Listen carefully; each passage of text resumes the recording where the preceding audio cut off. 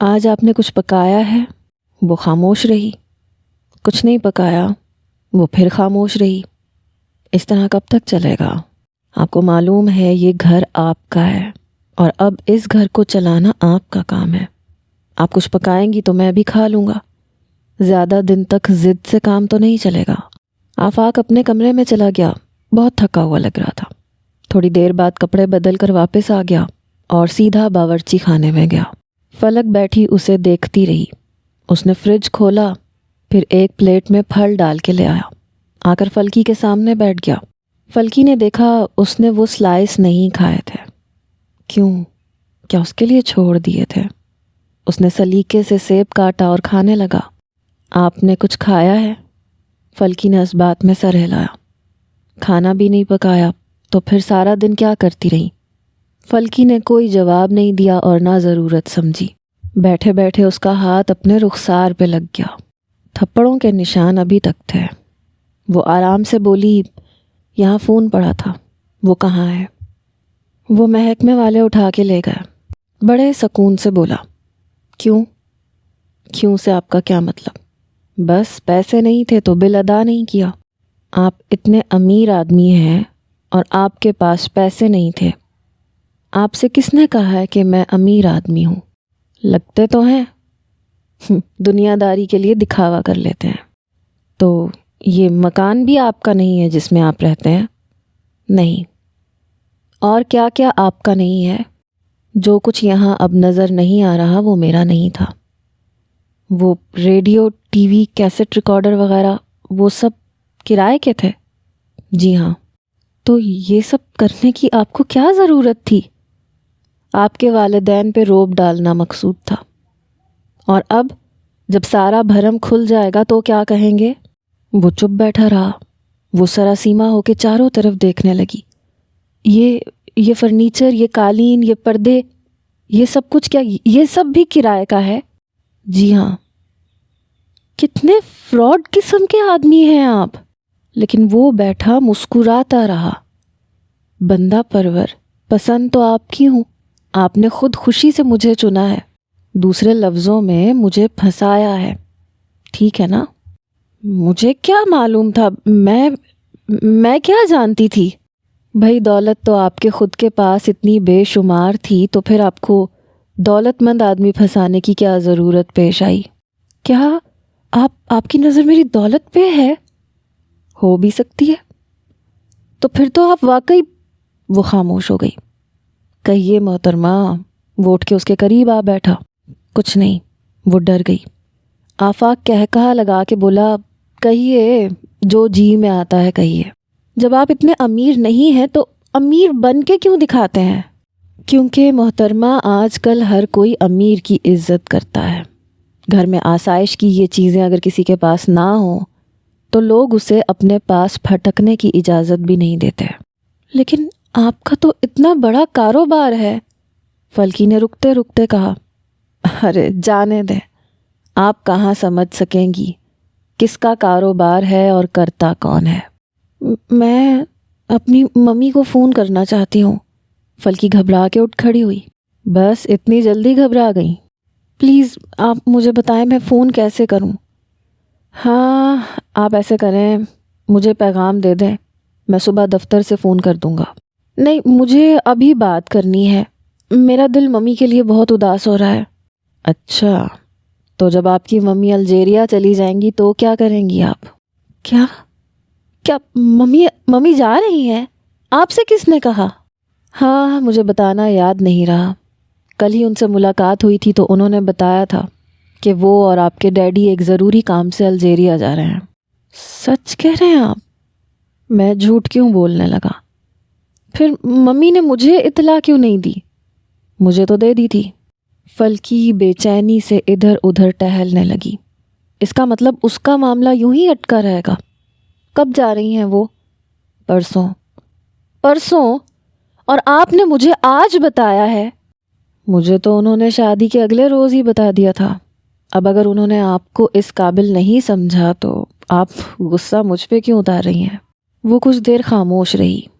Mummy سے ملنا بہت ضروری ہو گیا تھا۔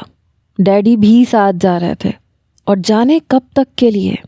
پھر وہ آہستگی سے آفاق کے پاس آ کر بیٹھ گئی اور نہایت انکساری سے بولی، پلیز مجھے ممی سے ملنے کی اجازت دیں، ان کے جانے سے پہلے میں انہیں ملنا چاہتی ہوں۔ میں نے ان سے کہہ دیا تھا کہ اگر ممکن ہوا تو ہم آ جائیں گے، ورنہ نہیں۔ کیوں یہ آپ مجھ سے پوچھ رہی ہیں؟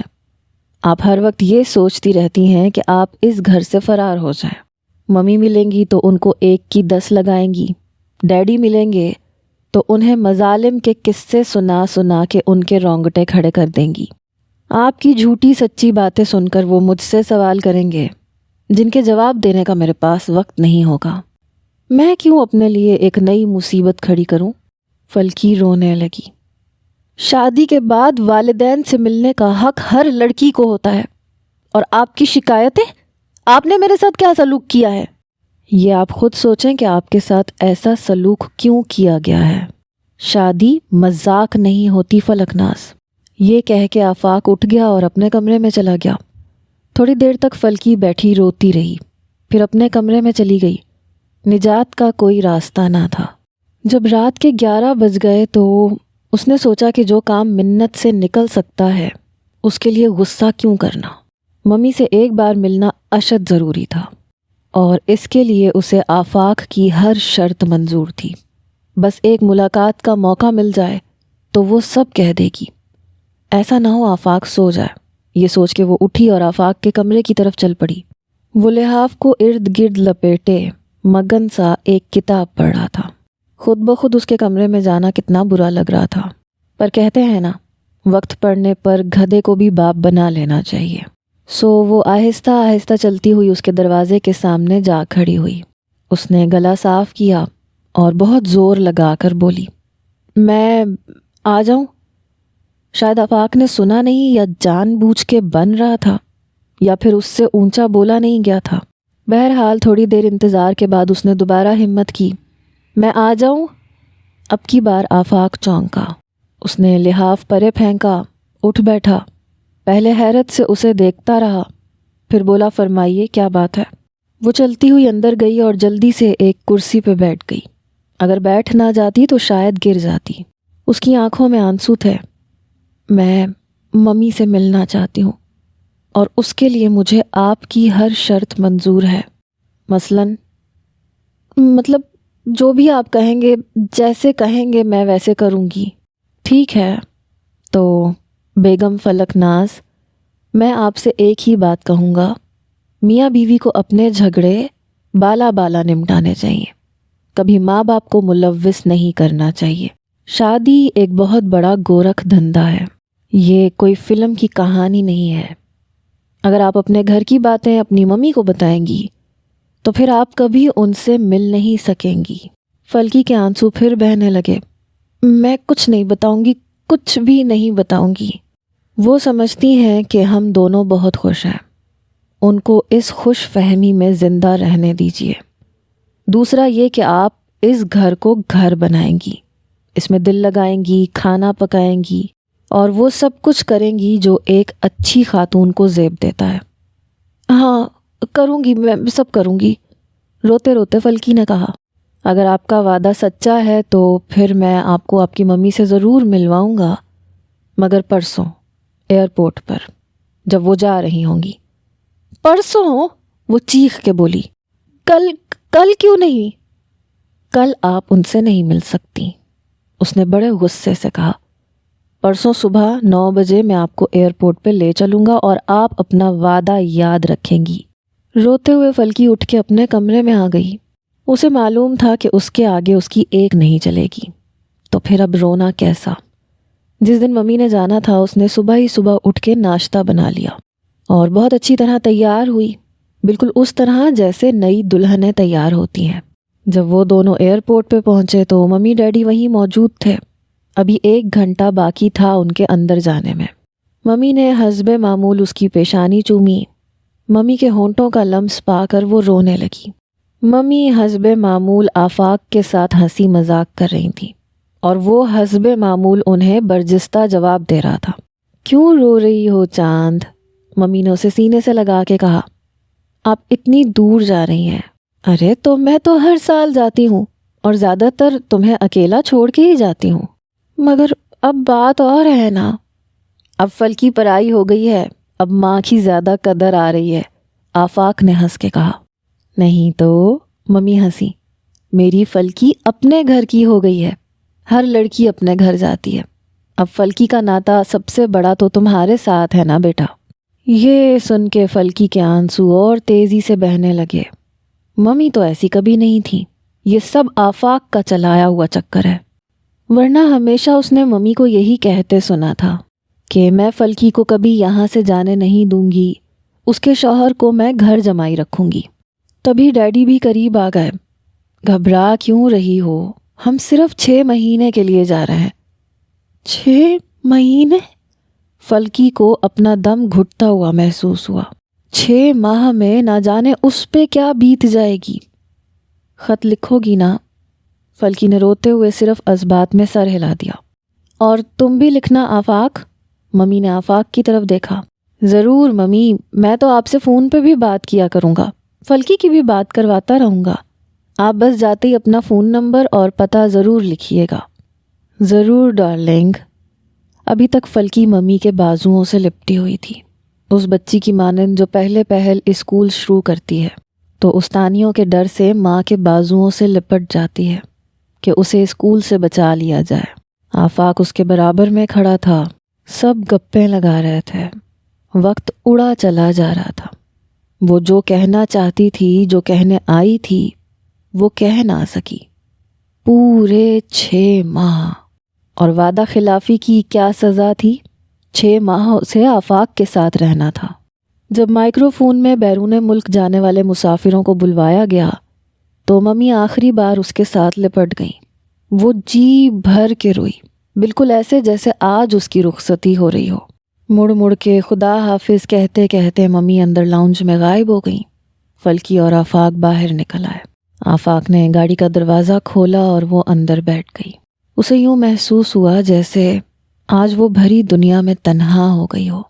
اس کا کوئی پرسان حال نہیں، کوئی دوست نہیں، کوئی غم گسار نہیں۔ فلکی کی شادی کو 1 مہینہ ہو گیا تھا۔ کہنے کو 1 مہینہ کوئی بات ہی نہیں، مگر یہ تو فلکی ہی جانتی تھی کہ یہ 1 مہینہ 1 صدی کے برابر گزرا تھا۔ فلکی دن رات انگاروں پر جل رہی تھی۔ دیدہ زیب اور بیش قیمت ملبوسات صندوقوں میں پڑے پڑے ٹھنڈے ہو گئے تھے۔ زیور، میک اپ الگ اپنی بے حسی کی شکایت کر رہے تھے۔ سنگھار کا سامان سنگھار میں اس کی زینت بن چکا تھا۔ خوبصورت چہرہ مرجھا گیا تھا، آنکھیں رو رو کر ویران ہو چکی تھیں، دل پھوڑے کی طرح دکھ رہا تھا اور دماغ سوچ سوچ کر مفلوج ہو چکا تھا۔ گھر کے ماحول میں کوئی تبدیلی نہیں آئی تھی۔ آفاق الس صبح ناشتہ کر کے دفتر چلا جاتا، دوپہر کا کھانا وہ وہیں دفتر میں کھا لیتا اور رات کو کچھ پکانے کے لیے لے آتا تھا۔ فلکی اس کے ساتھ برائے نام سی بات کرتی تھی، وہ بھی پرواہ نہیں کرتا تھا۔ رات کو گھر آ کے وہ کچھ دیر پڑھتا رہتا، جیسے گھر میں دلچسپی کا اور کوئی سامان نہ تھا، اور واقعی تھا بھی کیا یہاں پہ؟ نہ ریڈیو، نہ ٹی وی، نہ ٹیلی فون، نہ کوئی گھنٹی بجتی، نہ کوئی گھر میں آتا۔ فلکی کو یوں محسوس ہوتا تھا جیسے وہ سناٹوں کے شہر میں آ گئی ہو۔ اس کی زبان کو زنگ لگ گیا تھا۔ پہلے وہ اس قدر چرب زبان تھی کہ 1 منٹ کو بھی چپ نہیں ہوتی تھی، اسکول میں، کالج میں، گھر میں، یہاں تک کہ وہ تو دفتر میں بھی مسلسل بولتی رہتی تھی۔ مگر اب اپنی آواز بھی اسے اجنبی معلوم ہوتی تھی۔ جب دل بہت گھبرا جاتا تو رونے لگ جاتی، تھک جاتی تو چپ ہو جاتی، اتنے بڑے گھر میں بدروح کی طرح منڈلاتی پھرتی۔ بار بار اس کی نگاہیں گیٹ سے جا ٹکراتی۔ شاید اس کے دوست احباب سب اسے بھول گئے تھے، کوئی بھی نہیں آتا تھا، نہ کسی نے اس کی خبر لی۔ ڈیڈی نے شہر کیا چھوڑا، یوں لگتا تھا اس شہر میں اس کا کوئی نہیں رہا۔ کم از کم جیل خانوں میں مجرموں کو اپنے جرم کا پتہ تو ہوتا ہے، انہیں اپنی صفائی پیش کرنے کا موقع دیا جاتا ہے اور پھر سزا سنائی جاتی ہے۔ یہاں تو ہر بات ہی نرالی تھی، نہ کوئی جرم بتاتا تھا، نہ صفائی کا موقع دیتا تھا، البتہ سزا برابر مل رہی تھی، اور یہ سزا کب ختم ہوگی اسے کچھ پتہ نہ تھا۔ ایسے لگتا تھا جیسے اسے کالے پانی بھیج دیا گیا ہے یا پھر وہ عمر قید کی سزا کاٹ رہی ہے۔ بہرحال اس نے اپنے دل میں سوچ رکھا تھا کہ آخری راستہ فرار کا یہ ہوگا کہ وہ خودکشی کر لے گی۔ کس طرح؟ وہ بڑی سنجیدگی سے سوچا کرتی تھی۔ بجلی کے تار کو چھو لے گی؟ نہیں، وہ کانپ جاتی۔ کرنٹ لگوانا کہاں کی شرافت ہے، بجلی سے تو اسے ویسے بھی خوف آتا ہے۔ اگر چمٹ گئی اور کوئی چھڑوانے والا بھی نہ ہوا تو پتہ نہیں رات تک اس کا کیا حشر ہو جائے گا۔ پھر وہ سوچتی کہ مٹی کا تیل چھڑک کر آگ لگا لے گی، کیونکہ اس قسم کی وارداتیں اس نے اکثر نیوز میں سنی تھیں، مگر پھر خوف سے اسے جھرجھری آ جاتی۔ بہت دل گردے کی بات ہے خود کو آگ لگانا۔ فرض کرو وہ لگا بھی لے اور پھر وہ بچ جائے، کیا حشر ہوگا اس کا؟ خوبصورت چہرہ جھلس کے کتنا مکروہ لگے گا، لوگ دیکھنا بھی گوارا نہیں کریں گے۔ توبہ توبہ، اس کا ارادہ بدل جاتا۔ تو پھر کوئی آسان اور آرام دہ طریقہ، کوئی گولی کھا لی جائے۔ دوائیاں تو اس گھر میں نظر ہی نہیں آتی تھیں۔ آئے دن فلموں میں دکھاتے تھے کہ ایکٹریسز وغیرہ نیند کی گولیاں کھا لیتی تھیں، پھر ہسپتال پہنچا دی جاتی تھیں اور پھر وہ بچ جاتی تھیں۔ ایسا ہی کوئی بندوبست اسے بھی چاہیے تھا۔ اصل میں وہ آفاق کو دھمکانا چاہتی تھی کہ سانپ بھی مر جائے اور لاٹھی بھی نہ ٹوٹے۔ سچ مچ مرنے کا دل نہیں تھا اس کا، بس ڈراوے کی خاطر تھوڑی دیر کے لیے مرنا چاہتی تھی کہ شاید اس طرح سے آفاق کا دل پسیج جائے، لیکن کوئی طریقہ اس کی سمجھ میں نہیں آ رہا تھا۔ اتنے دن ہو گئے تھے، ممی کا خط بھی نہیں آیا تھا، اس نے پیٹ بھر کے کھانا بھی نہیں کھایا تھا۔ آفاق نے تو اس سے کہہ دیا تھا کہ سب کچھ فریج میں پڑا ہے، پکا لیا کرو اور کھا لیا کرو۔ سلائس کھا کھا کے جب وہ تنگ آ گئی تو اس نے سوچا کہ کچھ پکا ہی لینا چاہیے۔ آخر اس پکانے کے قصے کو اس نے جان جوخم کیوں بنا رکھا ہے؟ 1000 بار گھر کا بنا ہوا سالن کھایا تھا، کتنی بار پکتے ہوئے بھی دیکھا تھا۔ یہ تو پتا تھا کہ سالن میں نمک، مرچ، پیاز، لہسن اور گھی ڈالا جاتا ہے، اگر وہ کوشش کرے تو پکا سکتی ہے۔ پہلے دن اس نے مرغی پکانے کی کوشش کی۔ دیگچی کو چولہے پہ رکھ کے اس نے اس میں کٹی ہوئی مرغی ڈال دی۔ جب تک وہ اس میں مسالے ڈالتی اس سے جلنے کی بو آنے لگی۔ جھٹ سے دیگچی نیچے اتاری، پھر یاد آیا دیگچی میں گھی ڈالنا چاہیے تھا، سو اس نے گھی ڈال دیا، سارے مسالے ڈال دیے، ثابت لہسن اور موٹا موٹا پیاز ڈال دیا۔ خوب چمچ ہلاتی رہی، گھی نے شور مچانا شروع کر دیا۔ اس کے بعد کیا کرے اس کی سمجھ میں نہیں آیا۔ پھر بہت سوچ سمجھ کر اس نے دیگچی میں پانی ڈال دیا، بلکہ دیگچی پانی سے بھر دی۔ پھر انتظار میں بیٹھ گئی۔ کئی گھنٹے گزر گئے، پانی سوکھنے میں نہیں آتا تھا۔ آنچ تیز کر کر کے ہار گئی، پانی اپنی مرضی سے سوکھا۔ جب وہ پانی میں دیکھنے کے قابل ہوئی تو کچھ عجیب سی چیزیں نظر آئیں۔ گوشت کا حلوہ بن گیا تھا اور ہڈیاں جا بجا نظر آ رہی تھیں۔ ان ہڈیوں کے درمیان میں ثابت لہسن اور موٹا موٹا پیاز اس طرح پڑے تھے جیسے جادوگر بڑھیا کے بڑے بڑے دانت ہوتے ہیں۔ پھر بھی وہ چکھنے کی ہمت کر بیٹھی۔ کیا پتہ اسی کو سالن کہتے ہو، مگر چکھنے کے بعد کھانے کی ہمت نہ کر سکی۔ اس کے اور کئی نام ہو سکتے ہیں مگر اسے سالن ہرگز نہیں کہتے۔ پھر ایک دن اس نے گوشت کے ساتھ تباہ آزمائی کرنے کی جسارت کی۔ اس دن بھی یہی ہوا۔ اس کی سمجھ میں نہیں آتا تھا کہ جب وہ سارے مسالے ڈالتی ہے تو سالن کیوں اچھا نہیں بنتا۔ گھر میں سب مسالے پڑے تھے، ایک ایک کا ڈھکن اٹھا کے اس نے دیکھا تھا۔ کئی چیزوں کے تو نام بھی اسے نہیں آتے تھے۔ آٹے والے کنستر کا ڈھکن اٹھا کے دیکھا، آٹا گوندنے کی کوشش کی تو وہ لئی کی شکل اختیار کر گیا۔ تو پھر وہ سوچنے لگی، جو لوگ آٹا گوندتے ہیں، روٹی پکاتے ہیں، وہ تو واقعی بڑے ذہین لوگ ہوتے ہیں۔ پہلے وہ یہ سوچتی تھی کہ یہ خانسامہ لوگ اور یہ ماما لوگ یہ بس اسی گھٹیا کام کے لیے پیدا کیے گئے ہیں۔ آفاق نے اس کی پرواہ کرنا چھوڑ دی تھی۔ وہ سارا دن باورچی خانے میں تجربے کرتی رہتی اور آفاق کے آنے سے پہلے سب کچھ جا کے باہر پھینک آتی اور باورچی خانے کو پہلے جیسا کر دیتی۔ اگر کوئی تجربہ کامیاب ہو جاتا تو اس کا اظہار کر دیتی، مگر کیا کرتی، ابھی تک تو ایک آملیٹ بھی وہ نہ بنا سکی تھی۔ اس نے سوچا کہ وہ بازار سے کھانا پکانے کی کتابیں خرید کے لائے اور پھر تجربے کرے، مگر بازار جانا کہاں سے تھا؟ ہر روز سوچتی تھی کہ آج رات کو آفاق سے بات کرے گی، لیکن جب آفاق آتا اور بے نیاز ہو کے اپنے کمرے میں چلا جاتا تو اس کا خون کھول اٹھتا۔ وہ سوچتی کہ وہ کبھی نہیں جھکے گی، وہ بڑی آن بان والی لڑکی ہے، ایسی سزاؤں اور جفاؤں سے وہ نہیں گھبراتی۔ پھر تمام رات وہ کڑتی رہتی، صبح جب وہ دفتر چلا جاتا تو پھر اپنے آپ پہ لعنت ملامت بھیجتی۔ کیا تھا جو اس سے بات کر ہی لیتی؟ بڑے کٹھن موڑ پہ آ گئی تھی وہ۔ زیادہ تر وقت رونے میں گزرتا تھا، رونا تو گویا اس کی عادت بن گیا تھا۔ پھر ایک رات بڑا عجیب اتفاق ہوا۔ لائبریری میں سے اسے ایک کتاب ملی۔ کتاب تھی تو دیومالائی قصوں کی۔ اس نے آج سے پہلے ایسی کتاب نہیں پڑھی تھی، اس لیے وہ رات دیر تک پڑھتی رہی۔ بڑے عجیب اور حیرت انگیز قصے تھے۔ اور پھر وہی ہوا، خواب میں اسے طرح طرح کے بھوت، جنات اور چڑیلیں ڈرانے لگی۔ وہ چیخ مار کے بیدار ہوئی۔ سارا جسم پسینے پسینے ہو رہا تھا، ہاتھ پیر ٹھنڈے ہو رہے تھے، حلق خشک ہو رہا تھا۔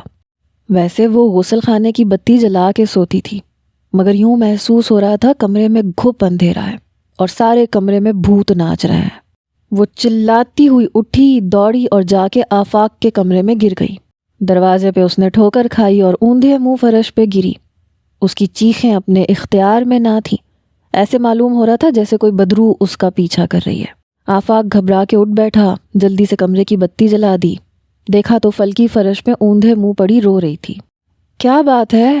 وہ اپنی بھاری اور نیند سے بوجھل آواز میں بولا، مگر فلکی روتی رہی، چلاتی رہی۔ اس نے بڑھ کے اسے آگے نہیں اٹھایا بلکہ دور بیٹھ کے پوچھتا رہا، دیکھیے محترمہ، اگر آپ اسی طرح روتی چلاتی رہیں تو مجھے کچھ معلوم نہیں ہو سکے گا کہ ہوا کیا ہے۔ فلکی روتے روتے اٹھ کے بیٹھ گئی۔ میں مر جاؤں گی، اس طرح سے مر جاؤں گی میں۔ لیکن ہوا کیا ہے؟ میں ڈر گئی تھی بس۔ خدا کی قسم میں مر جاؤں گی، میں یہاں زندہ نہیں رہوں گی۔ آپ مجھے کوئی اور سزا دے دیں لیکن رات کو میں اس کمرے میں نہیں سوؤں گی۔ مجھے تنہا سونے کی عادت نہیں ہے، میں اتنے بڑے گھر میں کبھی اکیلی نہیں رہی، میری بات کا یقین کریں۔ میں نے یقین کر لیا آپ کی بات کا، لیکن اب میں کیا کروں؟ فلکی گھٹنوں میں منہ دے کے رونے لگی۔ اسے اور کچھ سمجھ میں نہیں آئی۔ آفاق اسے چپ چاپ بیٹھا دیکھ رہا تھا۔ آپ کیا چاہتی ہیں میں آپ کے دروازے کے باہر کھڑا ہو کے پہرا دیا کروں؟ میں نے یہ کب کہا؟ پھر میں کیا کروں؟ آپ مجھے اپنے کمرے میں سونے کی اجازت دے دیں، میں یہاں فرش پہ بستر لگا کے سو جاؤں گی اور میں صبح صبح اٹھ کے چلی جایا کروں گی۔ تھوڑی دیر بعد آفاق نے کہا، ٹھیک ہے۔ فلکی جلدی سے بولی، میں اپنا بستر لے آؤں؟ آفاق نے گھڑی دیکھی، رات کے 2 بج رہے تھے۔ نہیں، وہ بولا، آج تم صوفے پہ سو جاؤ، کل اپنا بستر یہاں ڈال لینا۔ ایک تکیہ اور ایک کمبل اٹھا کے اس نے اس کی طرف پھینکا۔ فلکی نے اسے دونوں ہاتھوں سے ایسے تھام لیا جیسے وہ اس کا آخری سہارا ہو، اور جلدی سے اٹھ کے صوفے پہ لیٹ گئی۔ سر کے نیچے تکیہ رکھا اور کمبل اوڑھ لیا۔ خوف اور سردی کے مارے اس کا سارا بدن سن ہو رہا تھا اور تھر تھر کانپ رہا تھا۔ جتنا جسم کو گرم کرنے کی کوشش کرتی وہ اتنا ہی زیادہ کانپتا۔ پھر لیٹے لیٹے اسے ممی یاد آ گئی۔ وہ اسے گرم پانی کی بوتل دیا کرتی تھی، اس کے بستر میں رکھ دیا کرتی تھی، اور ہیٹر تو ساری رات آن رہتا تھا، پھر بھی اسے سردی لگا کرتی تھی۔ اور اب ٹھنڈے برف صوفے پہ وہ صرف ایک کمبل لے کے لیٹی تھی۔ نہ کمرے میں گرمی تھی، نہ محبت تھی۔ تھوڑی دیر بعد آفاق کی لمبی لمبی سانسوں کی آواز آنے لگی اور پھر وہ بھی گہری نیند میں چلی گئی۔ صبح آفاق کب اٹھ کے دفتر چلا گیا اسے پتہ نہیں چلا، کیونکہ جب وہ اٹھی تو دن کے 12 بج رہے تھے۔ کمرے میں کافی دھوپ آ رہی تھی۔ اس نے صوفے پہ بیٹھے بیٹھے ہی سارے کمرے کا جائزہ لیا تو اسے احساس ہوا کہ آفاق کا کمرہ کتنا گندا تھا۔ ہر شے پہ گرد پڑی تھی، بستر بھی میلا تھا، اور آفاق کا کمرہ ہی کیا، اسے سارا گھر ہی گندا نظر آنے لگا۔ فلکی کو یاد آیا کہ جب وہ اس گھر میں آئی تھی تو گھر صاف ستھرا اور چم چم کر رہا تھا۔ اس گھر میں ایک عورت موجود تھی، لیکن پھر بھی یہ گھر آسیب زدہ معلوم ہو رہا تھا۔ عورت کا تو دوسرا نام ہی صفائی اور سلیقہ ہے۔ چلو مانا اسے کھانا پکانا نہیں آتا، مگر صفائی کرنا تو آتا ہے۔ اسے اپنے دل میں تھوڑی شرم محسوس ہوئی۔ آفاق کیا کہتا ہوگا، ممکن ہے کہ اگر وہ گھر میں تھوڑی صفائی کر لیتی، اس کا کمرہ صاف کر دیتی تو اس کے خیالات بدل جاتے۔ اس نے تو کچھ بھی کرنے کی کوشش نہیں کی۔ لیکن کیوں؟ تھوڑی دیر بعد فلکی کو غصہ آنے لگا۔ میں یہ سب کر کے اپنی شکست تسلیم کر لوں؟ وہ تو پہلے ہی مجھے نوکرانی بنا کے رکھتا ہے، گھر کے سارے نوکر نکال دیے اور مجھے طرح طرح کی اذیتیں دے رہا ہے۔ یہ سب کروانے کے لیے میں یہ سب نہیں کروں گی۔ میں ایک ایوریج عورت بن کر زندہ نہیں رہنا چاہتی۔ میں وہی کروں گی جو میرا دل چاہے گا۔ لیکن ابھی تک تو تم کچھ بھی نہیں کر سکی۔ تم دونوں کے درمیان ایک سرد جنگ جاری ہے۔ نہ وہ اپنی ہٹ دھرمی سے باز آ رہا ہے، نہ تم جھکنا چاہ رہی ہو۔ نتیجتاً دونوں بے سکون زندگی گزار رہے ہیں۔ یہ سب باتیں سوچ سوچ کر آج وہ بہت زیادہ بے چین تھی۔ سارے گھر میں بولائی بولائی پھر رہی تھی۔ دو ہی راستے تھے اس کے سامنے۔ شکست کا راستہ اس کی انا تسلیم نہیں کر رہی تھی۔ ممکن ہے شکست تسلیم کرنے سے ہی کوئی نجات کا راستہ نکل آئے۔ شام تک اس نے فیصلہ کر لیا تھا۔ آفاق جب آیا تو وہ اس کے کمرے میں چلی گئی اور جا کے صوفے پہ بیٹھ گئی۔ کیا بات ہے؟ آفاق نے نظر اٹھا کے اسے دیکھا۔ میں آپ سے بات کرنے آئی ہوں۔ کریے پھر۔ آفاق کا لہجہ اتنا ٹھنڈا تھا کہ کچھ دیر فلکی گم سم بیٹھی رہی۔ اسے سمجھ نہ آئی کہ وہ کیا بات کرے، کیا کہے۔ سارے سوچے ہوئے الفاظ اس کے گلے میں دم توڑنے لگے۔ وہ نئے سرے سے سوچنے لگی کہ اسے آفاق سے بات کرنی چاہیے یا نہیں۔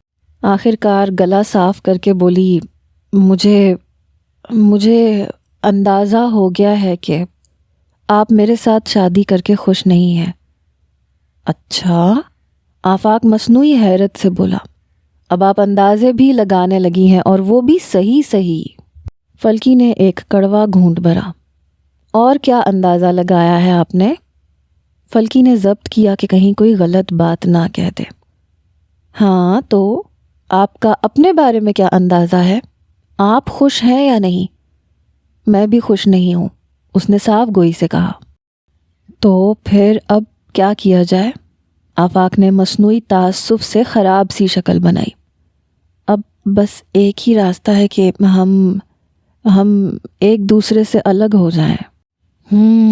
تو اس کا یہ حل سوچا ہے آپ نے؟ آفاق نے معنی خیز انداز میں کہا۔ جی، کوئی اور حل بھی تو ہو سکتا ہے۔ مثلاً؟ وہ جلدی سے بولی۔ مثلاً یہ کہ آپ مجھے خوش رکھنے کی کوشش کریں، میں آپ کو خوش رکھنے کی جد و جہد کروں گا۔ ہاں لیکن یہ ممکن نہیں ہے۔ کیوں؟ میں آپ کو خوش نہیں رکھ سکتی۔ وجہ یہ ہے کہ میری تربیت مختلف انداز میں ہوئی ہے۔ اور کیا میں آپ کو خوش نہیں رکھ سکتا؟ نہیں، مجھے کوشش کرنے کا موقع دیا جائے تو۔ مجھے معلوم ہے آپ کچھ نہیں کر سکتے، وہ جلدی سے بولی، کیونکہ آپ کو خوش کرنے کے لیے کوکاف سے کوئی خاص قسم کی انگوٹھی لا کے دینی پڑے گی۔ نہیں، یہ بات نہیں ہے۔ پھر کیا بات ہے؟ آپ ذرا اور مردوں سے بہت بہت مختلف ہیں، تو تم مجھے سکھا دو۔ میں کچھ نہیں کر سکتی۔ کیوں؟ آپ اور طرح کے آدمی ہیں۔ آدمی تو ہوں نا، اس نے ذومعنی انداز میں پوچھا۔ فلکی خاموش ہو گئی۔ میرا خیال ہے ہم دونوں ایک دوسرے کے ساتھ اچھے ساتھی نہیں بن سکتے، اس لیے ہوش مندوں کی طرح ہمیں اپنے راستے الگ کر لینے چاہیے۔ شادی کے شروع کے زمانے میں بہت سے کپلز کو ایک دوسرے کے ساتھ سمجھوتے کرنے پڑتے ہیں، لیکن اصل بات محبت کی ہوتی ہے۔ یعنی آپ کا خیال ہے کہ آپ کو مجھ سے محبت نہیں ہے، یہی سمجھ لیں، وہ ڈھٹائی سے بولی۔ مگر میں نے تو سنا تھا کہ یہ آپ کی محبت کی شادی ہے۔ محبت کی شادی صرف ایک طرف سے نہیں ہوتی نا۔ اچھا، چلیں پھر یہ کہہ لیتے ہیں کہ یہ یک طرفہ محبت کی شادی تھی۔ ہاں کہہ لیں۔ تو اب کیا آپ کی محبت نفرت میں بدل گئی ہے؟ محبت اچھے انسانوں سے کی جاتی ہے، تو میں اچھا انسان نہیں ہوں، اور اگر نہیں بھی ہوں تو بھی آپ اپنی محبت سے مجھے اچھا انسان بنا تو سکتی ہیں۔ میرا نہیں خیال۔ یعنی آپ مجھ سے اس حد تک مایوس ہیں؟ میرا خیال ہے آپ کو عورت کی ضرورت نہیں ہے، آپ کو ایک نوکرانی کی ضرورت ہے۔ اور میں نوکرانی نہیں بن سکتی، اسی لیے تو میں نے آپ کو بیوی بنایا ہے۔ ہاں لیکن بیوی کو کیا اس طرح سے رکھا جاتا ہے؟ کیوں، کیا تکلیف ہے آپ کو یہاں پہ؟ پورا کا پورا گھر آپ کا ہے۔ میں کسی کام میں دخل اندازی نہیں کرتا، ہوٹل سے کھانا کھا لیتا ہوں، بدمزہ چائے بھی پی لیتا ہوں۔ آپ کو گھرداری سے دلچسپی نہیں ہے اور میں آپ کو مجبور بھی نہیں کر سکتا۔ ہاں لیکن میں یہاں پہ خوش نہیں ہوں، اس سلسلے میں کیا کر سکتا ہوں؟ آپ مجھے آزاد کر دیں۔ تو آپ اپنی آزادی واپس لینا چاہتی ہیں؟ ہاں جی، ہر آزادی کی ایک قیمت ہوتی ہے، جانتی ہیں نا آپ؟ ہاں میں جانتی ہوں، اور میں ہر قیمت ادا کرنے کے لیے تیار ہوں۔ آپ اپنی قیمت بتائیں۔ بھائی میں اپنی قیمت نہیں بتا رہا، میں آزادی کی قیمت کی بات کر رہا ہوں۔ ہاں آپ مانگیے، جتنے بھی لاکھ مانگتے ہیں میں آپ کو نقد ادا کروں گی اور فوراً ادا کر دوں گی۔ آفاق کہا لگا کے ہنسا۔ اس کا مطلب میں تو بڑا امیر آدمی بن جاؤں گا، پھر تو مجھے سوچ سمجھ کے کچھ مانگنا چاہیے۔ میں اپنی آزادی کے بدلے میں آپ کو اپنی ساری جائیداد دے سکتی ہوں۔ دیکھ لیں، پھر میرے جیسا شوہر بھی پھر نہیں ملے گا آپ کو۔ استغفر اللہ، وہ بپھر گئی۔ میں تو شادی کے نام سے کانوں کو ہاتھ لگا رہی ہوں، بس ایک بار آزاد ہو جاؤں۔ آفاق تھوڑی دیر مسکراتا رہا، سگریٹ پیتا رہا، پھر اس کا چہرہ سنجیدہ ہو گیا اور سنجیدگی کی لہریں اور گہری ہوتی چلی گئیں۔ تم نے ٹھیک اندازہ لگایا ہے، تم بیوی بن کے رہنا نہیں چاہتی، لیکن اگر میں ضد پہ آ جاؤں تو دنیا کی کوئی بھی طاقت مجھے تمہیں چھوڑنے پہ آمادہ نہیں کر سکتی۔ میں جانتی ہوں، فلکی فوراً سے بولی۔ ہاں لیکن صرف تم مجبور کر سکتی ہو مجھے۔ میں کس طرح؟ اس طرح کہ تم مجھے بہترین عورت بن کر دکھاؤ، میں تمہیں آزاد کر دوں گا۔ یہ تمہاری آزادی کی قیمت ہے۔ جس دن مجھے یقین ہو گیا کہ اب تم بدل گئی ہو، میں تمہیں چھوڑ دوں گا۔ تم اس پورے گھر کو سنبھالو، گھر کا سارا کام کرو، کھانا خود بناؤ، برتن دھو، کپڑے دھو، گھر کی صفائی کرو، لان بھی تم صاف کرو، پودوں کی دیکھ بھال کرو۔ اور یہ اتنا زیادہ کام نہیں ہے کیونکہ گھر میں ہم صرف 2 افراد ہیں، اور 2 افراد کا کام زیادہ نہیں ہوتا۔ لیکن یہ تو ظلم ہے، یعنی کہ مالی کا کام بھی میں کروں؟ یہ ستم ہے، یہ قید ہے، یہ سزا ہے، یہ قیمت نہیں ہے۔ فلکی رونے لگی۔ آفاق سگریٹ پیتا رہا، پھر بچی ہوئی سگریٹ ایش ٹرے میں بجھا کے ذرا آگے ہوا۔ میں نے تم سے کہا تھا کہ تم قیمت ادا نہیں کر سکو گی۔ آزادی بڑی پیاری شے ہے، اور ابھی تم کہہ رہی تھی کہ تم اس کے لیے بڑی سے بڑی قیمت ادا کر سکتی ہو۔ میں جانتا ہوں کہ تم صاحب جائیداد ہو، مگر صحیح قیمت وہ ہوتی ہے جو آدمی تکلیف سے گزر کر ادا کرتا ہے۔ فیصلہ تمہارے ہاتھ میں ہے، تم انکار کر سکتی ہو۔ تمہارے یہاں رہنے سے مجھے تو کوئی اعتراض نہیں ہے، میں تو اس قسم کی زندگی کا عادی ہوں، کچھ گھر میں کچھ دفتر میں، بھلا مجھے کیا فرق پڑ سکتا ہے؟ نہیں، فلکی نے ایک دم اپنے آنسو پوچھ لیے، کہنے لگی میں یہ قیمت ادا کروں گی۔ اس جہنم میں رہنے سے بہتر ہے میں کام کرتے کرتے مر جاؤں۔ مجھے آپ کی شرطیں منظور ہیں، لیکن مجھے یہ بتائیں کتنا عرصہ مجھے یہ سب کرنا ہوگا؟ یہ عرصہ تو تم پہ منحصر ہے، تم جتنی جلدی اپنے آپ کو گھر کے ان معمولات میں ڈھال لو گی، اتنی ہی جلدی تمہاری نجات ہو جائے گی۔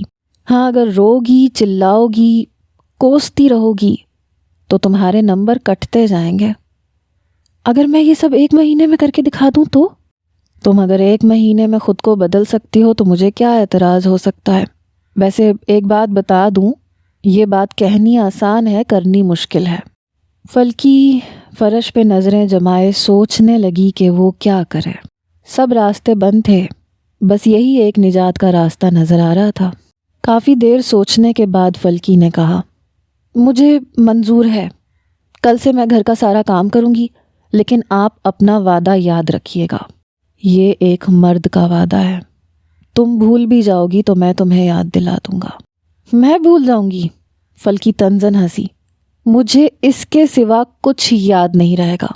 آفاق زیر لب مسکرایا۔ ٹھیک ہے، دیکھا جائے گا۔ فلکی کھڑی ہو گئی۔ ہر ہفتے میں تمہیں تمہاری ضرورت کی چیزیں اور سودا سلف لا دیا کروں گا، اس کے مطابق مجھے ضروریات کی لسٹ بنا کے دے دیا کرنا۔ ٹھیک ہے۔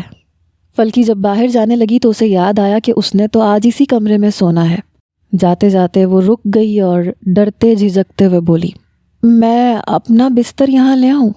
وہ کچھ دیر سوچتا رہا، پھر بولا، میں اپنا پلنگ تمہارے کمرے میں لے آؤں گا، تم وہاں جا کے سو جاؤ۔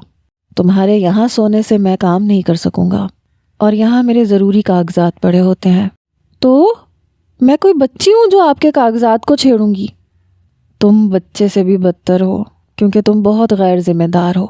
فلکی کو غصہ تو بہت آیا، لیکن اسے پتہ چل گیا تھا کہ وقت بے وقت غصے کا اظہار کرنا ٹھیک نہیں ہوتا۔ وہ بے دلی سے چلتی ہوئی باہر نکل آئی۔ اسے یقین تھا کہ آفاق اس کے کمرے میں بالکل نہیں آئے گا۔ اس نے محض اسے ٹالا ہے۔ اس نے اپنے کمرے کی بتی جلائی اور بیڈ پہ بیٹھ گئی۔ تھوڑی دیر بعد آفاق اپنا پلنگ اٹھائے اس کے کمرے میں داخل ہوا۔ بہت وزنی پلنگ تھا، مگر اس نے دونوں ہاتھوں میں ایسے اٹھایا ہوا تھا جیسے کسی اسکول کے بچے نے بیگ اٹھایا ہو۔ پلنگ لا کے وہ کمرے کے وسط میں کھڑا ہو گیا۔ کمرے میں چاروں طرف نظر دوڑائی، صوفے کو اٹھا کے جگہ بنائی اور ایک کونے میں اپنا پلنگ لگا دیا۔ فلکی جھٹ کھڑی ہو گئی۔ وہ پھر گیا اپنا بستر اٹھا کے لایا۔ فلکی آگے بڑھی، لائے میں لگا دوں بستر۔ نہیں محترمہ، مجھے یہ سب کام کرنے کی بچپن سے عادت ہے، آپ پہلے اپنے کام کرنے کی عادت ڈالیے۔ فلکی دور ہٹ کے کھڑی ہو گئی۔ آفاق نے بہت سلیقے سے بستر لگا دیا، صوفوں کو دوبارہ سے ترتیب سے رکھا۔ کمرہ کافی بڑا تھا۔ ایک دیوار کے ساتھ فلکی کی شادی والا ڈبل بیڈ پڑا تھا، ایک دیوار کے ساتھ ڈریسنگ ٹیبل تھی، درمیان میں صوفہ پڑا تھا، اور صوفے کے دوسری طرف بالکل پرلی دیوار کے ساتھ آفاق نے اپنا پلنگ لگا لیا تھا کہ اگر وہ بتی جلائے تو بھی فلکی ڈسٹرب نہ ہو۔ کمرے کو ٹھیک کرنے کے بعد وہ بولا، بیگم فلک ناز، خادم نے اپنا بستر یہاں لگا دیا ہے، لیکن میں یہاں صرف رات کو سونے کے لیے آیا کروں گا۔ مجھے دیر تک پڑھنے اور کام کرنے کی عادت ہے، وہ میں اپنے کمرے میں کروں گا۔ جب نیند آئے گی تو یہاں آ کے سو جاؤں گا۔ صبح مجھے جلدی اٹھنے کی عادت ہے، اٹھتے ہی میں کمرے سے چلا جایا کروں گا۔ آپ کو سونے اور اٹھنے کی پوری آزادی ہے، آپ جب چاہیں سو جائیں، البتہ یہ دروازہ ساری رات کھلا رہے گا۔ آپ کو کوئی اعتراض تو نہیں ہے؟ نہیں نہیں، بالکل نہیں، فلکی نے جلدی سے کہا۔ جی اچھا، فلکی نے کہا اور جلدی سے اپنے بستر پہ بیٹھ گئی۔ بات سنیں، بیٹھتی اسے ایک بات یاد آ گئی۔ وہ میں صبح پہلے صفائی کروں گی، بستر کی چادریں اور تکیوں کے غلاف ہوں گے؟ جی ہاں، ضرور ہوں گے۔ آپ نے ابھی تک ڈھونڈنے کی کوشش ہی نہیں کی، ورنہ آپ کو کمرے میں رکھے ہوئے مل جاتا ہے۔ میری امی سال میں ایک بار آتی ہیں تو گھر کی ضرورت کی ہر چیز الماریوں میں رکھ کے جاتی ہیں۔ وہ اتنی مکمل اور بھرپور عورت ہیں کہ امریکہ میں بیٹھ کر بھی وہ یہاں کا گھر چلاتی ہیں۔ مگر اب آپ پتہ نہیں کیا چلائیں گی، اپنی زبان یا میرا دماغ۔ یہ کہہ کے وہ باہر نکل گیا اور فلکی کو پھر غصہ آ گیا۔ میری امی، میری امی، ہر آدمی کو اپنی امی اچھی لگتی ہے، چاہے وہ 2 کوڑی کی ماں ہو۔ اسے دل ہی دل میں آفاق کی امی سے حسد محسوس ہونے لگا۔ کتنی بری تربیت کی تھی انہوں نے اپنے بیٹے کی، ذرا بھی انسانیت نہیں سکھائی، عورت کی عزت نہیں کرتا، اپنے برابر کسی کو نہیں سمجھتا۔ تف ہے ایسی ماں پہ جس نے یہ بیٹا جنا۔ تبھی اچانک اسے اپنی ممی یاد آ گئی۔ نہ جانے کہاں ہوں گی، کیا کر رہی ہوں گی۔ پہلے تو جاتے ہی خط بھیجا کرتی تھیں، فون بھی کرتی تھیں، اور اب کوئی اطلاع ہی نہیں دی۔ مائیں بھی بدل جاتی ہیں کیا؟ اس کی آنکھوں میں آنسو آ گئے۔ پہلے جب ممی ڈیڈی کہیں باہر جاتے تھے تو وہ اپنی کسی سہیلی کے گھر چلی جایا کرتی تھی یا انہیں اپنے گھر میں لے آتی تھی۔ کتنے مزے ہوا کرتے تھے، سہیلیوں کی فوج گھر میں ہوتی تھی، ان کے سب کے فرینڈز بھی آیا کرتے تھے، فلمیں دیکھتے تھے، پکنک مناتے تھے، ہوٹلوں میں جاتے تھے۔ ہفتے میں ایک بار ممی کا فون آتا تھا، ممی جاتے ہوئے ڈھیر سارے پیسے دے کے جاتی تھیں، گاڑی اس کے تصرف میں رہتی تھی۔ واہ، کتنی پیاری زندگی تھی۔ اس نے کبھی سوچا بھی نہیں تھا کہ وہ یوں قید کر دی جائے گی۔ دل پھر بری طرح سے دکھ گیا، پھر بے انتہا آنسو بہانے کو دل چاہا۔ وہ جلدی سے بستر میں گھس گئی اور روتے روتے سو گئی۔ اگلا ایک ہفتہ انتہائی تجرباتی ہفتہ تھا، اس کے ہر خیال اور ہر تصور سے زیادہ کٹھن۔ صبح جب وہ اٹھی تو آفاق دفتر جا چکا تھا۔ اس نے حسب معمول ناشتہ کیا۔ دل میں سوچا کہ پہلے صفائیاں کرنی چاہیے کیونکہ گھر بہت گندا ہو رہا ہے۔ اس نے جا کے سب کمروں کی تلاشی لی تو اسے پتہ چلا کہ ہر بیڈ روم کی الماری میں تکیوں کے غلاف، کمبل اور تولیے رکھے ہوئے ہیں۔ اس گھر میں 4 بیڈ روم تھے، 2 اوپر 2 نیچے۔ اوپر والے بیڈ روم بند تھے، نیچے والے دونوں بیڈ روم اس نے صاف کرنے تھے۔ ایک بہت بڑا ٹی وی لاؤنج تھا جو ٹی وی نہ ہونے کی وجہ سے ویران پڑا تھا۔ ایک بڑا سا ہال تھا، ڈرائنگ روم اور ڈائننگ روم بنایا گیا تھا۔ ایک چھوٹی سی اسٹڈی تھی جس میں دنیا جہان کی کتابیں رکھی تھیں۔ ایک باورچی خانہ تھا اور ایک پینٹری تھی۔ باہر کی طرف ایک چھوٹا سا برآمدہ تھا جسے جالیوں سے بند کیا گیا تھا، لیکن اس کے ارد گرد پھولوں کی بیلیں اور گملے پڑے ہوئے تھے۔ باہر ایک بہت بڑا لان تھا جس کی ہری بھری گھاس بے ترتیب ہو چکی تھی۔ بھلا اتنا بڑا لان رکھنے کی کیا ضرورت تھی؟ اس نے دل میں پہلی مرتبہ سوچا۔ کس کے پاس اتنا ٹائم ہے کہ صفائی کرے؟ لان میں خوبصورت درخت بھی تھے، شاید آڑو، آلوچے اور آم کے درخت تھے۔ سب درختوں کے نیچے پتوں کا ڈھیر لگ گیا تھا، گملے بھی خراب ہو رہے تھے۔ بہرحال اللہ کا نام لے کر پہلے وہ آفاق کے کمرے میں گئی، نئی چادریں اور غلاف نکالے، انہیں بدلا۔ گھر میں ویکیوم کلینر بھی تھا، ویسے اس نے کبھی استعمال نہیں کیا تھا لیکن استعمال ہوتے دیکھا تھا۔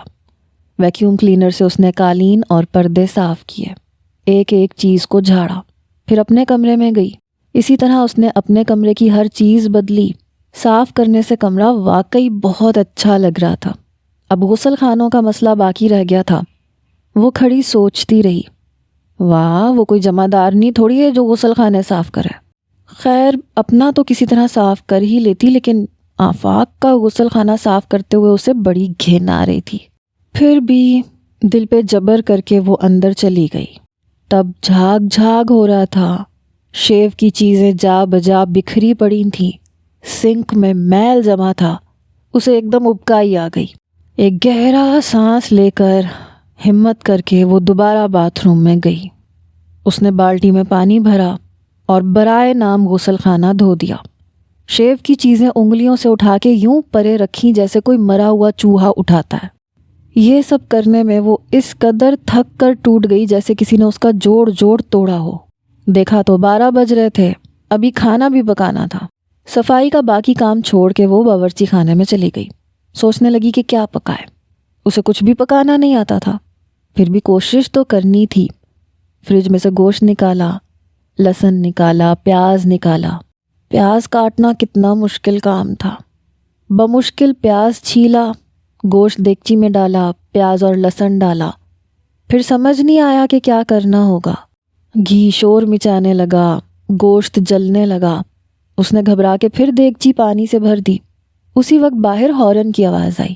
دوڑ کے دیکھا تو آفاق تھا۔ آفاق آج کیسے آ گیا؟ جلدی سے اس نے کلائی پہ لگی گھڑی دیکھی، 1:15 بج رہا تھا۔ غالباً آفاق کھانا کھانے کے لیے آیا ہے، کیونکہ رات کو اس نے کہا تھا نا۔ اب کیا ہوگا؟ کیا ہوگا اب؟ وہ جھاڑن سے ہاتھ پونچھتی ہوئی باورچی خانے میں آ گئی۔ آفاق اس کے پیچھے اندر چلا آیا۔ بہت تیز آنچ کے اوپر دیگچی رکھی ہوئی تھی اور اس کے کناروں سے بھاپ نکل رہی تھی۔ کھانا تیار ہو گیا؟ آفاق نے پوچھا۔ نہیں، وہ فلکی نے نظریں جھکا کے کہا، وہ اصل میں مجھے صفائیاں کرتے کرتے دیر ہو گئی۔ اچھا، آفاق بولا، میں نے سوچا اب آج دوپہر کا کھانا گھر چل کے کھایا جائے۔ پھر آگے بڑھ کے اس نے دیگچی کا ڈھکن اٹھا کے دیکھا، پھر کہنے لگا، ویسے سالن پکنے کے آثار نہیں ہیں۔ چلیں کوئی بات نہیں، میں نے آتے آتے راستے سے مچھلی اور نان خریدے تھے، اگر آپ کھانا پسند کریں تو کھا لیں، یہ سالن رات کو کام آ جائے گا۔ فلکی نے حیرت سے مڑ کے آفاق کو دیکھا۔ وہ اسے ایک پلاسٹک کا تھیلا پکڑا رہا تھا۔ فلکی نے جلدی سے وہ تھیلا پکڑ لیا۔ اس میں تلی ہوئی مچھلی کی بڑی اشتہا انگیز خوشبو آ رہی تھی۔ تلی ہوئی مچھلی فلکی کو بہت پسند تھی۔ اسے ایسے محسوس ہوا جیسے وہ جنم جنم کی بھوکی ہے۔ دوڑ کے اس نے تھیلا میز پہ رکھا، جلدی جلدی الماری میں سے برتن نکالے، میز پہ رکھے۔ آفاق بھی آ گیا۔ بات سنیں، برتن رکھنے سے پہلے میز کو صاف کر لینا چاہیے۔ فلکی شرمندہ ہو گئی۔ اسے خیال ہی نہیں رہا، اور پہلے وہ کون سا یہ کام کرتی آئی تھی۔ جلدی سے جھاڑن اٹھا کے لائی، انتہائی پھوہڑ پن سے میز کو صاف کیا اور جلدی جلدی پلیٹیں لگا دیں۔ اصل میں مچھلی کی خوشبو سونگھ کے اس سے صبر کرنا مشکل ہو گیا تھا۔ وہ تو چاہ رہی تھی کہ جھپٹ کے کھا لے، مگر آفاق کا لحاظ کر رہی تھی۔ دونوں نے بیٹھ کے کھانا کھایا۔ ابھی فلکی کھا رہی تھی کہ آفاق اٹھ کھڑا ہوا، کہنے لگا مجھے 2 بجے دفتر پہنچنا ہے۔ وہ ہاتھ صاف کر کے باہر نکل گیا، مگر فلکی بیٹھی ندیدوں کی طرح کھاتی رہی۔ بہرحال کافی دنوں کے بعد پیٹ بھر کے مزیدار کھانا کھایا تھا، لطف آ گیا۔ جو مچھلی اور نان بچ گئے وہ اس نے اٹھا کے شام کے لیے رکھ لیے، پھر اپنے کمرے میں چلی گئی۔ کمرہ بھی آج صاف لگ رہا تھا، پیٹ بھی خوب بھرا ہوا تھا اور تھکن کے مارے انگ انگ درد کر رہا تھا، اس لیے وہ بستر پر لیٹ گئی۔ ذرا سا لیٹی تھی مگر ایسی بے سدھ ہوئی کہ تن من کا ہوش نہ رہا۔ اس وقت آنکھ کھلی جب اندھیرا اتر آیا اور شام کے 7 بج گئے۔ گھبرا کے اس نے بتی جلائی، باورچی خانے میں گئی تو دھک سے رہ گئی۔ اس نے دوپہر کو ہنڈیا اوپر رکھی تھی اور اتارنا بھول گئی۔ جب پیٹ بھر کے کھانا کھا لیا تو اسے یاد ہی نہ رہا کہ کچھ اور کام کرنے بھی باقی ہیں۔ تیز آنچ پہ رکھی ہوئی دیگچی جل کر کوئلہ بن چکی تھی۔ کہیں بھی گوشت کا نام و نشان تو نہیں تھا۔ سارے کمرے میں جلے ہوئے چمڑے کی خوشبو پھیلی ہوئی تھی، اور آفاق تو کہہ کے گیا تھا کہ رات کو کھانا گھر پہ کھائے گا۔ فلکی کے ہاتھ پیر ٹھنڈے پڑ گئے۔ جلدی سے دیگچی اتار کے نل کے نیچے رکھی تاکہ آفاق کے آنے سے پہلے مانج کے صاف کر دے اور دوسرا سالن اوپر رکھ دے۔ دیگچی مانجتے ہوئے اسے یاد آیا کہ کھانے کے برتن تو ابھی تک میز پہ پڑے ہیں، انہیں کون اٹھائے گا؟ آفاق آ کے کیا کہے گا؟ پھر بھاگ کے اندر گئی، برتن اٹھا کے لائی، ویم کا ڈبہ کھولا اور دیگچی مانجنا شروع کی، لیکن دیگچی اتنی کالی ہو چکی تھی کہ صاف ہونے میں نہیں آ رہی تھی۔ اس کو واش بیسن میں پٹخ کے فلکی دور جا کے بیٹھ گئی۔ وہ جو دوپہر کو ذرا سا مزہ آیا تھا سب کرکرا ہو گیا۔ پھر باہر برآمدے میں جا کے بیٹھ گئی۔ دل سخت گھبرا رہا تھا۔ پہلے ہی قدم پہ وہ نڈھال ہو گئی تھی، اور آفاق نے تو اس سے امیدیں بھی باندھ لی تھیں۔ کیا کرے؟ شدید رونا آ رہا تھا۔ وہ اپنے گھٹنوں پہ سر رکھے رو رہی تھی تو آفاق کی کار گیٹ کے اندر داخل ہوئی۔ وہ چپ نہیں ہوئی، وہ اس کے قریب آ کے کھڑا ہو گیا۔ سب خیریت ہے؟ نہیں، وہ بولی تو وہ اندر کو لپکا۔ آؤ میرے ساتھ۔ وہ تابع دار بچے کی طرح اس کے پیچھے پیچھے چلی آئی۔ بتاؤ کیا ہوا ہے؟ اس نے سب کچھ بتا دیا۔ آفاق نے کوٹ اتارا، ٹائی اتاری، تسمے کھولے، بوٹ اتارے، جرابیں اتاری۔ پھر ننگے پاؤں آفاق اس کے ساتھ کچن میں چلا آیا۔ یہ باورچی خانہ ہے؟ وہ حیرت سے بولا۔ اتنے برتن کیسے نکل آئے؟ اور انہیں دھوئے گا کون؟ دیکھو، برتنوں کو اس طرح پھیلا کے رکھنا ٹھیک نہیں ہوتا، جلدی سے برتن دھو ڈالو۔ فلکی کا دل چاہا کہ جواب دے دے، اور وہ کالی دیگچی، وہ اس سے صاف نہیں ہوگی۔ مانج مانج کے اس کے ہاتھ دکھ گئے ہیں، یا تو اٹھا کے باہر پھینک دے اور چین کی بانسری بجائے۔ مگر ڈر کے اس نے آستینیں چڑھائیں اور نل کھول دیا۔ سنو، صبح کی بچی ہوئی مچھلی ہے؟ آفاق نے کھڑے کھڑے پوچھا۔ ہاں ہے۔ اچھا، وہی گرم کر کے لے آؤ، وہی کھا لیتے ہیں۔ یہ کہہ کے وہ چلا گیا۔ شکر ہے اس نے مچھلی رکھ لی تھی، لیکن جب اس نے مچھلی گرم کی تو اس کی شکل کچھ سے کچھ ہو چکی تھی۔ بہرحال رات کے کھانے کا مسئلہ حل ہو گیا تھا، مگر ہر روز ایک نئی مشکل اور ایک نئی شرمندگی کا سامنا کرنا پڑ رہا تھا۔ صفائی کرنا بھی کوئی ایسا آسان کام نہیں تھا۔ ایک کمرہ جھاڑنے میں وہ تھک کے چور ہو جاتی تھی۔ ایک ہفتے میں وہ ایک بار بھی ڈھنگ کا سالن نہیں پکا سکی۔ کبھی ہاتھ جلا لیتی، کبھی چوٹ لگا لیتی، کبھی چاقو سے انگلی کٹ جاتی۔ میلے کپڑوں کا ڈھیر جمع ہو گیا تھا۔ کمرے روز گندے ہو جاتے تھے، روز صاف کرنے پڑتے تھے۔ کبھی کبھی وہ تنگ آ جاتی تھی، دل چاہتا تھا اپنی شرط واپس لے لے، لیکن واپس لینے کے بعد بھی کون سا راستہ تھا؟ غلامی، اور انتہائی ہیبت ناک غلامی۔ کم از کم اس طرح سے آفاق کے رویے میں تو تھوڑی سی تبدیلی آئی تھی۔ اب وہ ہر وقت طنز نہیں کرتا تھا اور نہ مذاق اڑانے والے لب و لہجے میں بات کرتا تھا۔ وہ ہر طرح سے تعاون ضرور کر رہا تھا۔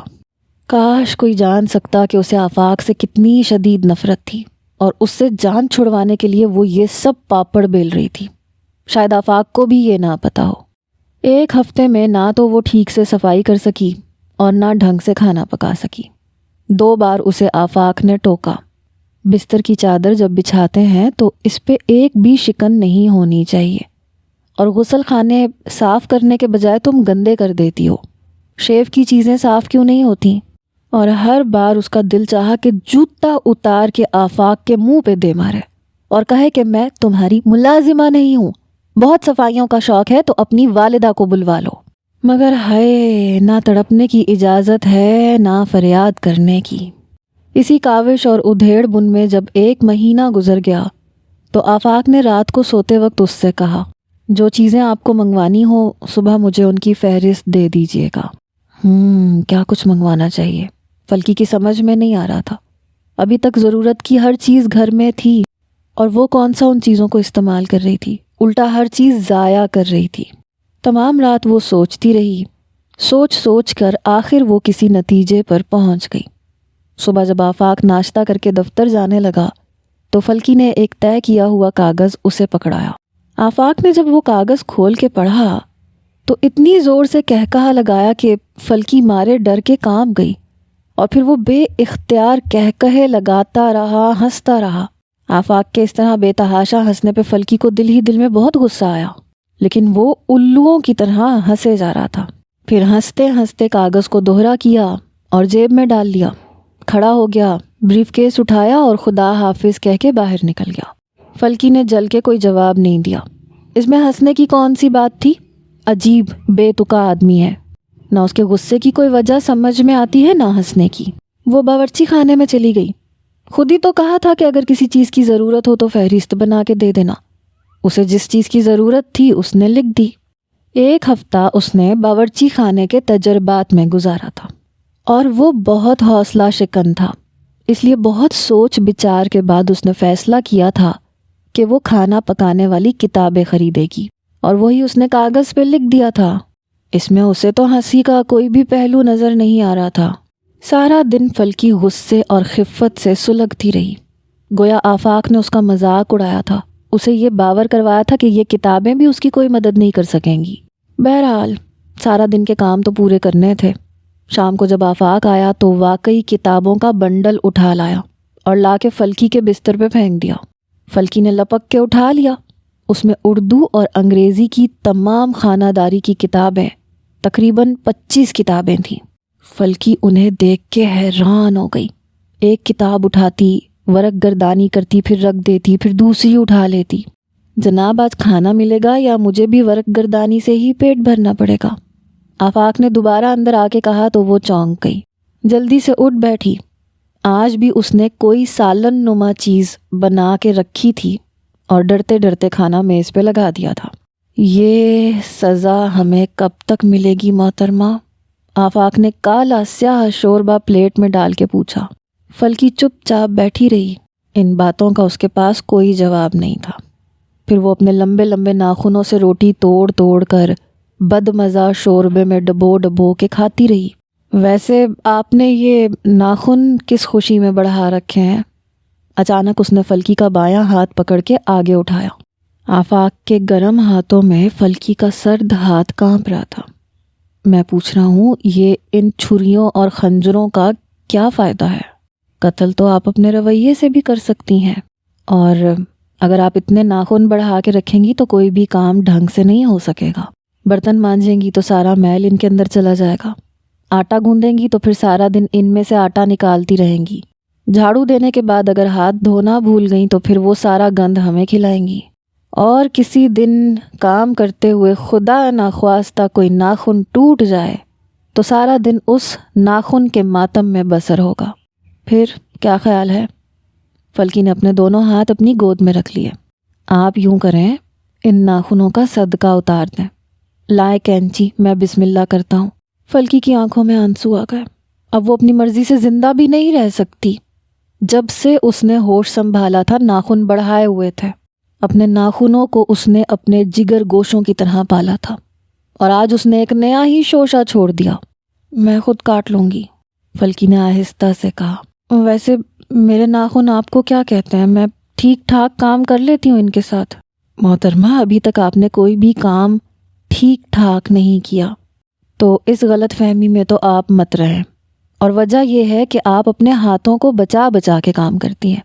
کئی دن سے میں دیکھ رہا ہوں غسل خانہ صاف نہیں ہوتا، بیسن میلا ہوتا ہے، شیو کا سامان ویسے ہی رکھا ہوتا ہے، چادر کی شکنیں درست نہیں ہوتی، کیا اس کو صفائی کہتے ہیں؟ تو شیو کا سامان بھی مجھے صاف کرنا ہوگا کیا؟ ظاہر ہے یہ کام بھی آپ کو کرنا ہوگا۔ میں تمہاری نوکرانی ہوں کہتے کہتے رک گئی۔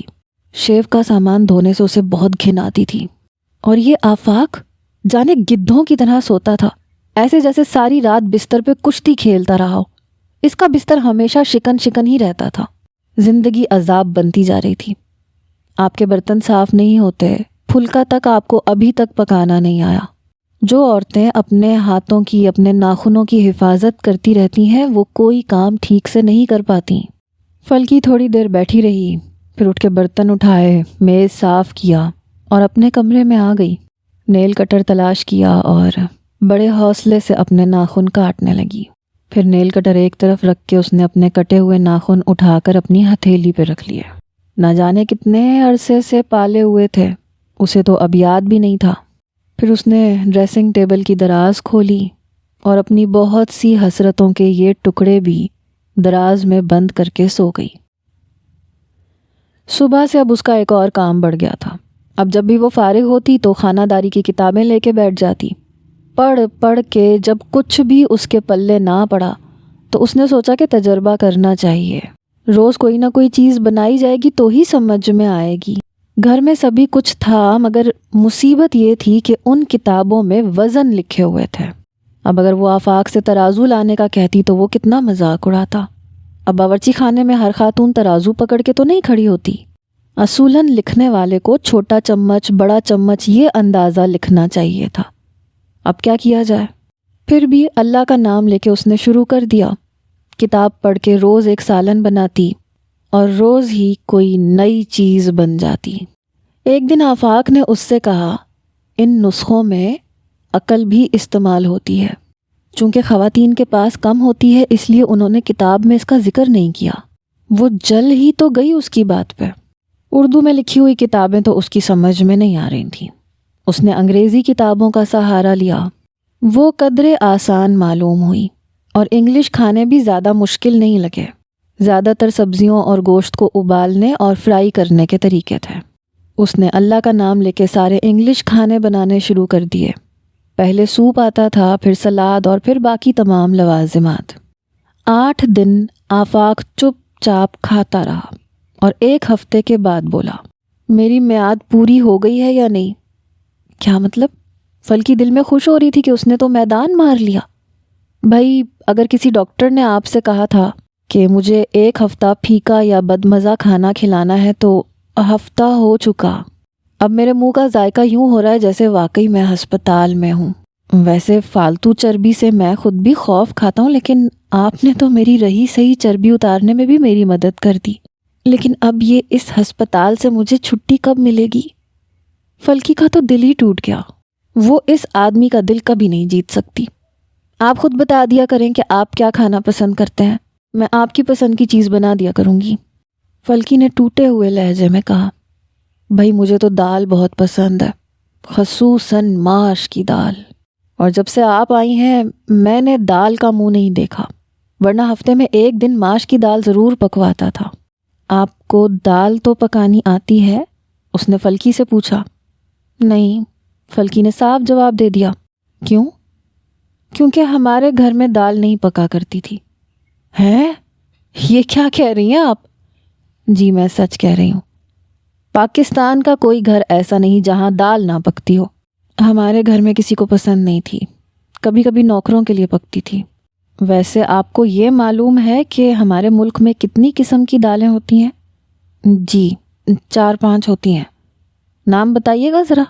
نام سے آپ کو کیا غرض ہے؟ آپ بتا دیں میں پکا دوں گی۔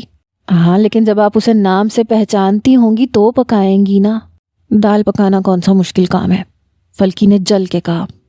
چلیں کل دیکھ لیں گے، پہلے آپ چلیے میں ذرا دالوں سے آپ کا تعارف کروا دوں۔ آفاق کھڑا ہوا تو فلکی بھی کھڑی ہو گئی۔ وہ سیدھا پینٹری میں آ گیا، ایک الماری کھولی، وہاں شیشے کے مرتبانوں میں دالیں پڑی ہوئی تھیں۔ باہر چٹ پر ان کے نام لکھے ہوئے تھے۔ یہ چنے کی دال ہے، یہ دیکھیں یہ موٹی موٹی ہے، اسے ماش کی دال کہتے ہیں، یہ مونگ ہے، یہ مسور ہے، اور یہ اس طرف یہ سبز مونگ ہے اور یہ سبز ماش ہے، اور یہ اس مرتبان میں ثابت چنے ہیں، لیکن انہیں گلانے کے لیے بڑی مشکل پیش آتی ہے۔ تو کل پھر آپ کیا بنائیں گی؟ ماش کی دال، فلکی نے آہستہ سے کہا۔ ٹھیک ہے۔ آفاق وہاں سے چلا گیا۔ فلکی نے دوسرے دن ماش کی دال پکائی۔ پانی الگ اور دال الگ تیر رہی تھی۔ اچھا، تو آپ کے ہاں کبھی کبھار اس قسم کی دال پکا کرتی تھی؟ مجھے نہیں یاد، فلکی نے آہستہ سے کہا۔ اچھا، تو کل کیا پکائیں گی آپ؟ جو آپ کھائیں گے۔ میں کیا کھاؤں گا، میں تو صرف دیکھوں گا۔ حالات نے بہت مجبور کیا تو چکھ لوں گا۔ 1 مہینے سے ایسے مزیدار کھانا پک رہا ہے کہ میں صرف چکھنے پہ ہی اکتفا کر رہا ہوں۔ میرا فگر تو دیکھیں کیسا لاجواب ہو گیا ہے۔ وہ کھڑا ہو گیا۔ فلکی نے بے اختیار اس کی طرف دیکھا، سر سے پاؤں تک دیکھا۔ کیسا شاندار آدمی تھا، کسا کسایا، کسرتی جسم، جس طرح چیتا ہوتا ہے۔ کہیں پہ بھی گوشت نہیں تھا۔ سفید پینٹ اور سفید قمیض میں بے حد بھلا لگ رہا تھا۔ بال بکھر کے ماتھے پہ آ گئے تھے۔ فلکی اسے بے اختیار دیکھتی رہ گئی۔ آفاق نے گلا صاف کیا۔ تو کچھ ارادہ بدلا آپ کا میرے بارے میں؟ فلک چونک گئی۔ کتنا کمینہ تھا، نظروں کی چوری پکڑتا تھا۔ وہ جلدی جلدی برتن سمیٹنے لگی۔ آج آفاق ذرا جلدی سونے کے لیے آ گیا تھا، ورنہ وہ ہمیشہ رات کے کسی پہر آتا تھا۔